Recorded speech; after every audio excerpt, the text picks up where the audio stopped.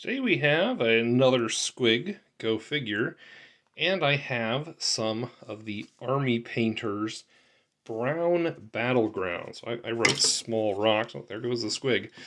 I wrote small rocks on the container. I got this as part of a variety pack, so they had a little sample of each one in it. It's a neat little variety pack if you play something like Kill Team and you are getting a variety of armies on the table.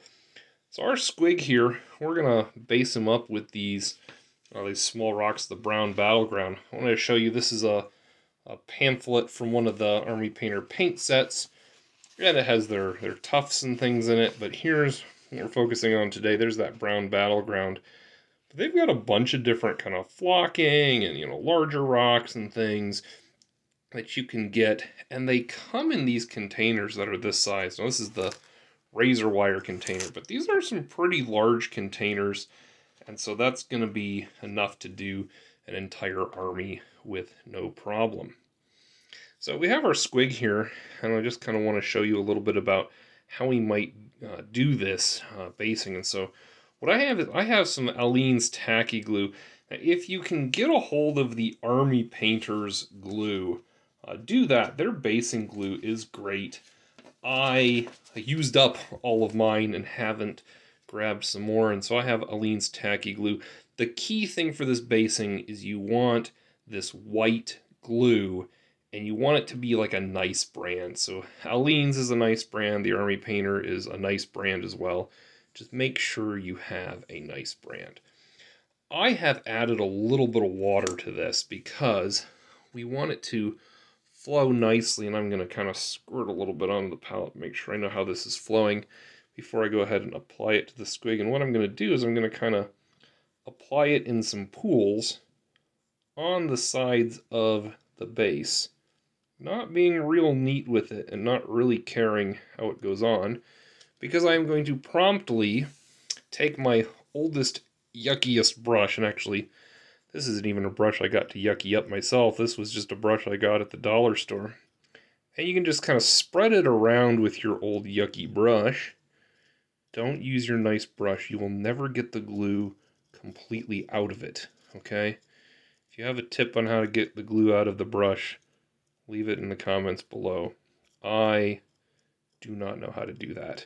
And so I just use an old yucky brush. No matter how much I wash this or soak this or whatever, that glue seems to just stay right in there. You want to push this into all the little crevices and things. And yeah, we got a little bit up on the model. That's okay. It's going to effectively dry clear, though we might kind of wipe that off a little bit. Once you do that, I'm actually going to take the Squig out of the paint handle, because what I want to do is I want to be able to hold it over this piece of paper here. And I'm going to actually just take these small rocks and I'm going to essentially dump them out over the Squig onto that glue, basically covering it up as much as I can and letting it sit on there. And the idea here then is you let this sit. That glue will harden. You can kind of tap off a little bit right now if you want to, but you can also tap it off after it's hardened, and then that's going to be your base. Now the cool thing about this is if you want that to be your base, if that's the color you like and all of that, you can leave it. You can just leave it right like that. It is going to be just fine. If you want to get a little fancier with it, you can do some fancier things with it, and I might do a little bit of a follow-up video to this one, because my Orc Army base is not kind of this like brown rocks. It's not the brown rocks. My Orc Army base is very much this like kind of gray. This kind of gray, dead, skulls and things. And so I am probably going to paint over this, and that's fine. You can paint right over it. But if you like how it looks, you don't have to, and that's what's really cool about this. I'll say in the little sample kit they give, or the sample kit, you buy the sample kit, they include a bunch of different of these, and they've changed the sample kit, so I think what came in mine is not what's in the current kit, but it does have a bunch of different things in it. And so there's a picture of it right there. It's got all these different basing materials out of their set there. So if you are basing a few miniatures, get that kit, and you can base up your like different kill team armies differently. If you're basing a whole like 40k army and you want it to all look the same, pick up the big tub of it, and picture this completely full.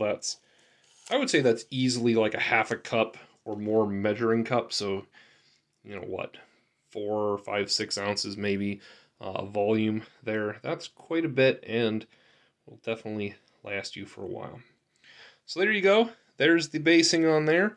Last tip I'll give you is, if you want to, I've done this with some of my orcs, you can, after you've based them with something like this, like here, you can then cover over it with super glue, and that'll glue everything just a little bit more in place, and then you can paint it, and you see how the boss's base here is, nice kind of rugged battlefield. You get that kind of look. It's a little bit of a different look, so be consistent, decide if you like it, and go with it if you want to. And hey, if you're talking about getting your models on the table quickly, putting some PVA glue on and put some of this, I mean, that's done right there. I don't have to do anything else to that. This guy is ready. This would be a model I could play in Warcry, Squig Hopper, or I might use him in as a proxy for some 40k stuff. So this is actually a model I use quite a bit in Warcry, these Squig Hoppers that I've cut the riders off of, and so I'll have to showcase my army eventually for you. Anyways, thanks for watching. I hope this helps you get gaming quickly.